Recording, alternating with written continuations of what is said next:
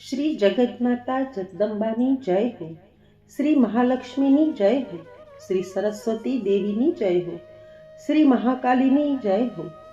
જુદા જુદા નામ અને સ્વરૂપ ધરનાર નવખંડ નારાયણીની જય હો.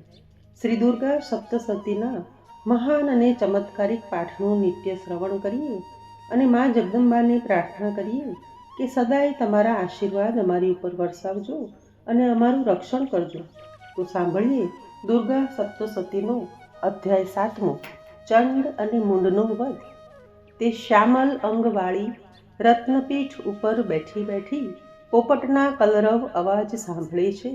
એનો એક પગ કમળ ઉપર, મસ્તક ઉપર અર્ધચંદ્ર વીણા વગાડતી કલહાર પુષ્પોની માળા અને ચોળી પહેરી છે. રક્ત વસ્ત્ર અને હાથમાં શંખ પાત્ર છે. તેણે મધુનો મદ કર્યો છે. તેના લલાટ ઉપર બિંદી ઝળકી રહી છે. એવા માતંગી દેવીનું હું ધ્યાન ધરું છું. ઋષિ બોલ્યા, અધિપતિ શુંભની આજ્ઞા થતાં ચંડમુંડ અનેક પ્રકારના આયુધો સાથે ચતુરંગ સેનાને લઈને નીકળી પડ્યા. તે અસુરોએ હિમાલયની સુવર્ણ શિખરની ટોચે સિંહ ઉપર સવાર થયેલા ને મંદ મંદ હસતા દેવીને જોયા. જગદંબાને જોતા જ તેમને પકડવા અસુરો પ્રયત્ન કરવા લાગ્યા. કેટલાક ધનુષ્ય ખેંચીને તો કેટલાક તલવાર સાથે દેવી પાસે પહોંચી ગયા. અંબિકાએ શત્રુઓ પ્રત્યે ભારે ક્રોધ કર્યો. ત્યારે કોપથી એમનું વદન મેષ જેવું થઈ ગયું. એમની ભમર વાંકી થઈ ગઈ. એમાંથી એકદમ ભયંકર મુખવાળા કાલિકા પ્રગટ થયા. તેમણે તલવારને પાશ ધારણ કર્યા હતા.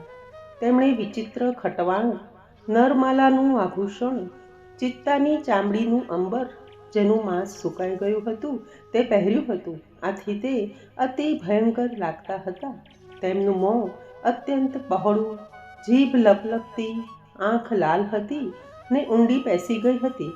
તેમણે નાદથી દિશાઓને ગજવી દીધી. તેમણે વેગથી છલાંગ મારી અને તે અસુરોને હણવા લાગ્યા અને ભક્ષણ કરવા લાગ્યા. મહાવત, ઘંટા તથા હાથી ઉપર સવારી કરીને લડનાર અસુરોના યોદ્ધા સહિત હાથીઓનું ભક્ષણ કરીને મુખમાં મૂકવા લાગ્યા. વળી સવારો સહિત અશ્વોને, સારથી સહિત રથોને મુખમાં મૂકીને ભયંકર રીતે દાંત વડે ચાવવા લાગ્યા. કેટલાક અસુરોને કેસથી, કેટલાકને ગળેથી પકડ્યા, કેટલાકને પગથી તો કેટલાકની છાતી દબાવીને છૂંદી નાખ્યા. અસુરોએ નાખેલ મહાશસ્ત્રોને દેવીએ પોતાના મુખમાં જ ઝડપી લીધા અને રોષથી દાંત વડે તેના ચૂરા કરવા લાગ્યા. આ પ્રમાણે કાલિકા દેવી અસુરોના સર્વ સૈન્યનો નાશ કરવા લાગ્યા. કેટલાયના ચૂરા કર્યા, કેટલાકનું ભક્ષણ કર્યું તો કેટલાયને માર મારીને હણી નાખ્યા. કેટલાક તલવારના ઘાથી, કેટલાક ખટવાંગથી તો કેટલાક દેવીના તીક્ષ્ણ દાંત વડે ચવાઈને મરી ગયા. આ રીતે અસુરોના એ મહાન સૈન્યનો દેવીએ ક્ષણવારમાં નાશ કર્યો. તે જોતા ચંડ કાલિકા દેવી સામે દોડ્યો. તેણે બાણોની વૃષ્ટિ કરીને દેવીને ઢાંકી દીધા.